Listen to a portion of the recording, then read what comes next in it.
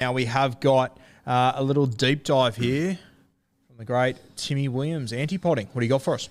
Yeah, mate. So we're going to try and just do a bit of a deep dive into a certain topic each and every week on the Beers and Breakevens podcast. And this one, I'm just going to sort of jot down during the week things that pop up to me. And one that's come to me during the preseason is just people just around antipods. Now, as you know, pod, point of difference, stands for, going against the pack. Antipod is essentially you have the most owned player in Supercoach. You want to go against the pack and say, not go Nathan Cleary. I get lots of questions saying, let's take Cleary as an example. Cleary's, 50, 60% owned. I see a great opportunity with, a few tough games for Penrith early on to go against Nathan Cleary, because if he goes poorly, then, I get the jump on the rest of the pack. And I just think, great, that's the point of an antipod, finding a bit of opportunity. But you have to genuinely believe that it's a good trade and not do it because a dude is highly owned. And I think probably Val Holmes is a better example. And I know Val isn't at enormous ownership, but he's pretty high and a pretty popular pick.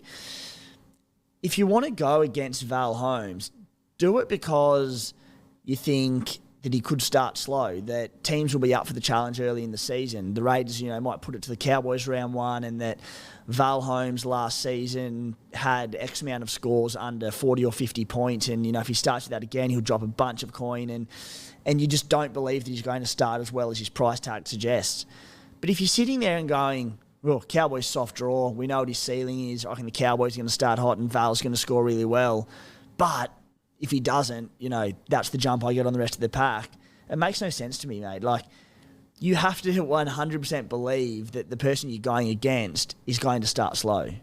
Anti-podding is not a gut or vibe call.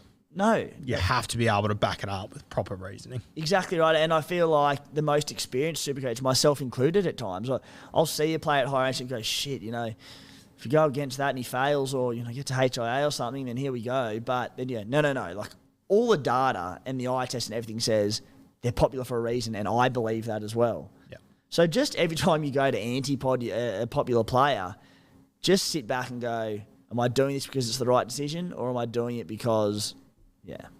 Yep, completely agree, mate. Great shout there. Let's talk cheapies. Now, you went through these on the Supercoach Playbook podcast last night, took a deep dive into them. Mate, I just want you to tell me, cheapies, who are the must-have guys? Give me the list. For someone out there that's building their team, trying to get it sorted, who do they need to have? Yeah, so I don't think you need to think twice about Hopgood, Warbrick, Khan Pereira, Taruva and Alamotti. They're the five that you just lock and load into your team. I don't see any concern with. Put them in there. Yeah. Probable sort of guys that were, more than likely on, but still there's question marks. Yeah, they're guys like Stefano and Isaiah Katoa, who blokes that I've got in my team at the moment. I'm happy with them. Stefano, he's cheap. Katoa, they're all cheap. They're cheapies. Good chat there. So they're both in my side. And again, Stefano in particular, I've got close to the must-have, but you could make a case not to start with Katoa or Stefano. Point of difference, cheapies. So these are the guys that their ownership is probably a little bit lower for whatever reason. Who are the guys you're looking at there? Yeah, so these are the ones that aren't in my side, and you could make a case for every single one of them. Sorry, Jacob Preston's on this list, who I believe will be in my side, but we've got Chance Nickel-Klokstad, Talau, Naden, Ford, Dory and Cardi, the edges at the Parramatta Eels, and Pasami Saulo, who... You could make a case for every one of these, mate, but at this stage, I just see too many red flags around them. And then lastly, the ones that probably the three plaguing me the biggest at this stage are the genuine question marks, 50-50 splits. It's Moali, Kepi, and Sonny Luke. And we've spoken about most of these guys in depth. The only one we probably haven't is Sonny Luke, who... I'm going against him because I'm just so content and have been from the start of the preseason with Harry Grant and Cheese in my hooking position. I understand why people aren't going with Harry Grant at the price because there's so much value in the spot, but I can't wait to have Harry Grant at semi-pod range to start the season. Sonny Luke at 234k, he's the one that if he comes out and goes 60 points, it's going to make some tough calls for non-owners. I reckon you'll be trading in Sonny Luke in 3 weeks. That's my prediction. I'm pretty confident Sonny Luke comes in and does a good job for the Panthers. I think it was pretty evident in that World Club Challenge that Mitch Kenny, great defensive hookup, they need more in attack, and I think that Sonny Luke's going to offer quite a bit. I can see it happening as well, mate. I'm very aware of the circumstances, but I'm just going to take the best hooker in Supercoach in Harry Grant. If in 3 weeks' time Sonny Luke makes an irresistible case and I have to go Grant down to him and it frees up 600k to change my team to bits everywhere else, not change it to bits, but have cash to play with, so be it. Yeah. No, fair shout. I think Sonny Luke, if he plays 50 minutes, I think he'll be able to make 25 tackles plus the attacking upside he has. I think he's going to be a handy little guy. Are you convinced, having not played any of the trials, that he does come into big game time straight away? I think that if Penrith want to be winning consistently, they need someone else at hooker. Something that in the past they've... Yeah, with all due respect to Mitch Kenny, he's a great player. I love him. I would start him at 9, but you can't play him for big minutes. Yeah. The attack is and the attack was clunky last year as well. It's this isn't something we learnt from the World Club Challenge. It was clunky last year as well until Appy got on the field. So I'm pretty confident on him. Mate, Sit V starts. I'm going to hand the keys to you for this one. What do you reckon? Yeah, mate. So I think each week it's such a vital part of Supercoach that often gets overlooked, and that is the Sit V start. So we're going to make this a regular topic on the Beers and Breakevens podcast. The big one we start with is, of course, CT Dub. Now, this is obviously going to change with everyone's team structure. You and I both have 2 guns plugged into our CT Dub. I think we've then got the same cheapies at CT Dub in Taruva, Khan Pereira, Thompson, Alamotti, and Warbrick. So who are the 2 starters that we're pairing with our guns? At this stage, mate, I have got Taruva there with that matchup against the Broncos in Penrith. I think that's a really good one there. And then Khan Pereira, the Titans match up with the Tigers, I really like Leichhardt Oval, and I just love what Foz is going to do for that left edge, what we saw in that second trial against the Dolphins. And I see he's one of them blokes where looks to have a semi-decent base, but because of his speed, he scoops up a loose ball, he's running the field. So they're my 2 plays, and I'm actually sitting Thompson, Alamotti, and Warbrick this week outside my 17. I won't waste anyone's time. Mine's exactly the same. I am playing Taruva, Val Holmes. I've got Isaac Tungo over Brian To'o, and then I'm going to go for Khan Pereira as well. I think Khan Pereira on that left edge, I love what Foz did as well. He's also going to be matching up against Tommy Talau and David Nofaluma. And I think they'll be able to catch them out with Sean Bloor inside them, who they haven't defended with either. I think that Foz might have a little bit of a day out on that side. Yep. So I'm going to back Khan Pereira in for a daily double there, calling it. So then, mate, we'll get into our 4 bench reserves, and I'll touch on the ones I've picked so far, and that's Brandon Smith, Teague Wilton, Tanner Boyd, which is the one I'm iffy on, and Tom Trebojevic. So outside of Tanner Boyd, they pretty well picked themselves.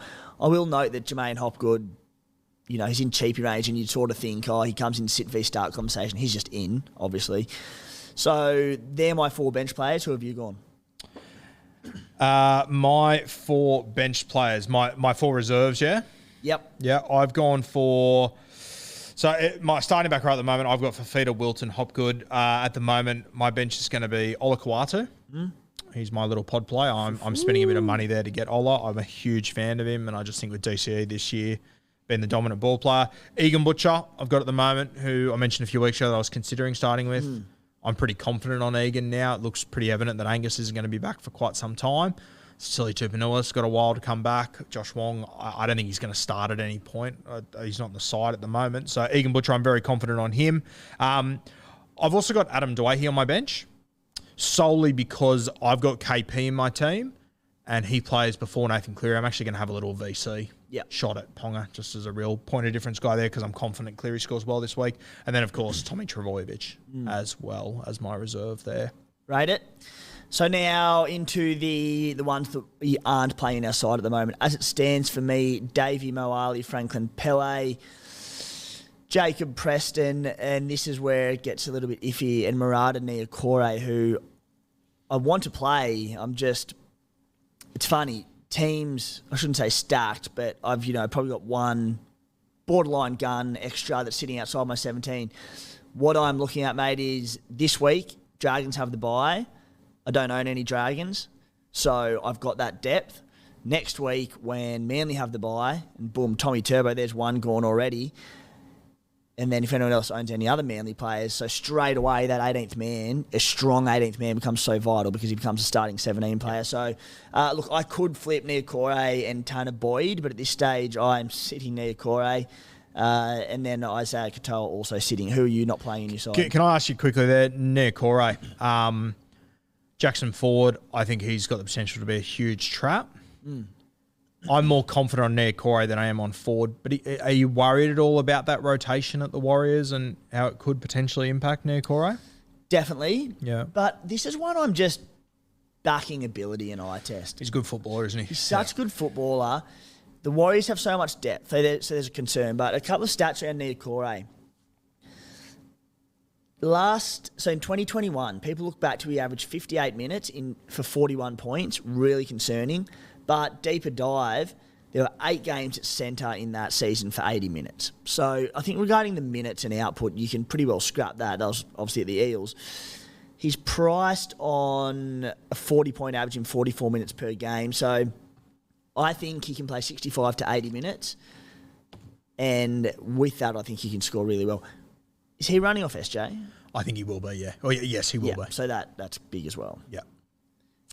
Okay, interesting. The guys that I'm not playing, Sonny Luke, Kepi, Pele. At the moment, I've got Bryce Cartwright. That could quite easily turn to Jacob Preston, depending how that situation plays out. Isaiah Katoa, who could quite easily turn into Tanner Boyd, but I won't play either of them. And then our 3 CTWs, Isaac Thompson, Alamonte, Warbrick. Mate, if you, for whatever reason, if you needed to play one of Thompson, Alamonte, Warbrick, who'd be your next guy up in the CTW? Ooh. I'm leaning towards Warbrick personally. It's a tough one, isn't it? Because Bunny's got the Sharks at Shark Park. Thompson's the obvious one, but very tough matchup. Alamonte's got the best matchup, I think. Manly at Brookie. Far from easy, but I think that's the best matchup. But he's a centre. What's his base going to be like? A bit more unsighted. And then Warbrick. Going up against Kohler. Very good defender. Outstanding. And then Warbrick, who has Parramatta in game one. Thompson? I'm going Warbrick. Warbrick. Okay. Want to have a little bet this week? Who scores more points?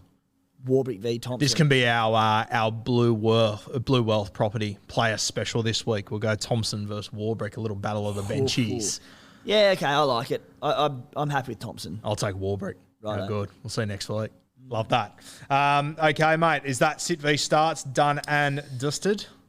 That's it, mate. That's it. Fantastic. Love that. That'll be a weekly segment we'll bring back every single week. And if you guys, there's obviously going to be guys that we're not going to have in our teams. Tim obviously copies me pretty closely. So if you guys have anyone that you want to send in questions for and whatever, we will have questions every week. We'll get stuck into those now.